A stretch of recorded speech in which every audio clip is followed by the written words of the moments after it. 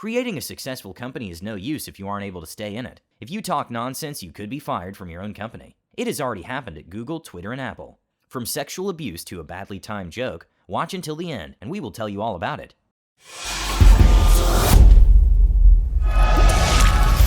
Think bigger.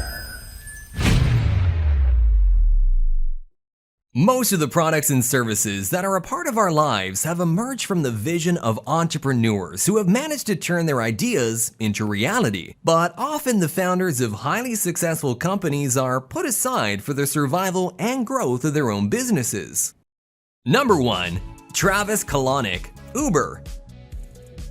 The Ride app came into existence in March 2009 with American Travis Kalanick and Canadian Garrett Camp. From the beginning, Kalanick was considered to be the main person responsible for the business, and he is credited with the idea that originated the startup. Before founding Uber, he had already accumulated successes and had a $1 million fortune, which brought great credibility with the investors who believed in the project. Because of this, he was the main name of the company until 2017, when the scandal exploded that linked his name to a series of accusations of sexual abuse and discrimination against employees of the company itself. In addition, he was also accused of promoting bullying against employees and drivers of the app. The accusations were so credible that they made it impossible for Kalanick to remain at the helm of the company. Thus, he was pressured by the press and by members of the company itself to resign later that year. Later, he also had to resign from the company's board. Nevertheless, it is estimated that he still owns 7% of the company's shares, which gives him a $1 billion fortune.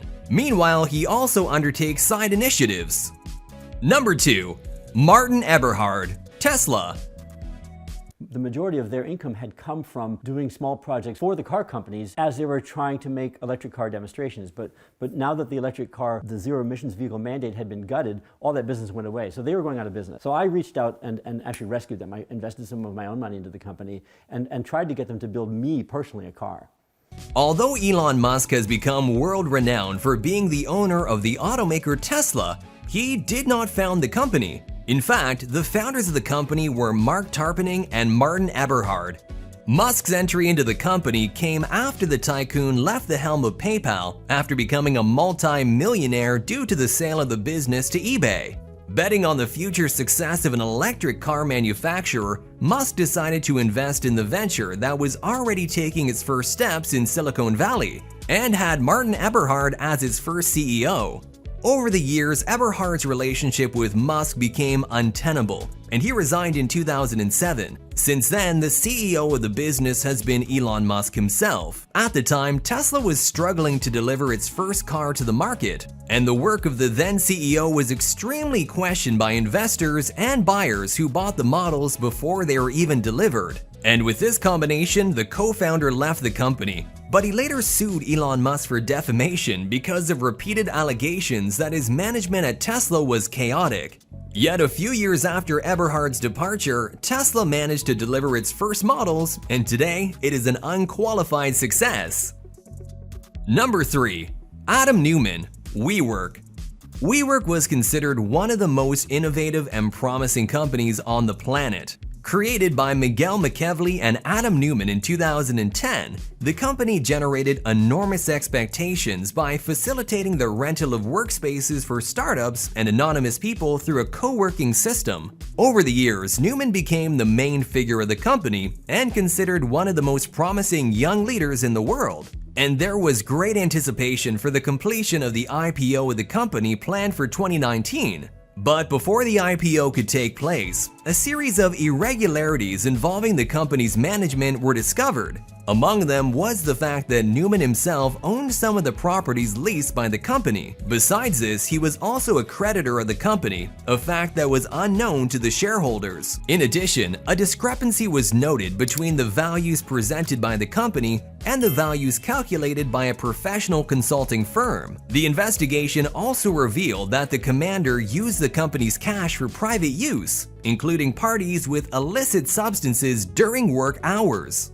Besides this, he also had serious problems with the company's employees. The scandal caused the company's valuation to melt and also canceled its IPO. With no way out, Newman was fired, and a legal battle began between the co-founder and the company's investors.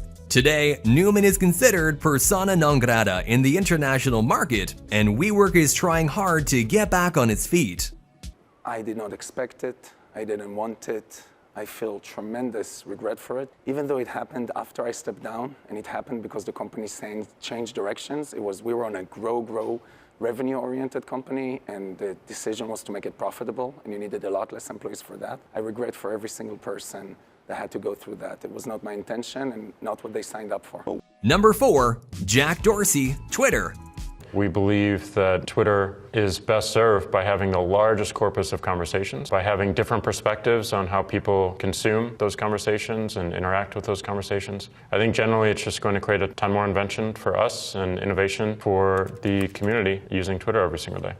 Dorsey co-founded Twitter in 2006 along with 2 other partners. Yet from the very beginning, he was the main figure of the company. But from the beginning, he was considered a difficult person who suffered from recurring behavioral and coexistence problems with partners and employees of the social network. Moreover, he was rarely seen working effectively. To top it off, the network suffered from recurrent instabilities, which put his work in jeopardy. Thus, in 2008, Dorsey was fired as CEO of the company with the right to remain on the board, but without the right to vote. In the following years, he became an investor in the social networks Foursquare and also founded a new startup, Square, a payments company that became immensely successful. Dorsey returned to the company he founded first as a consultant in 2011 and then again as CEO in 2015, a position he holds to this day. Today, he simultaneously runs Twitter and Square, 2 billion-dollar companies that make him the owner of an estimated fortune of more than $11 billion. Do you know which are the richest companies in the world? 99% of people globally already have at least one of their products. Click on the video and watch.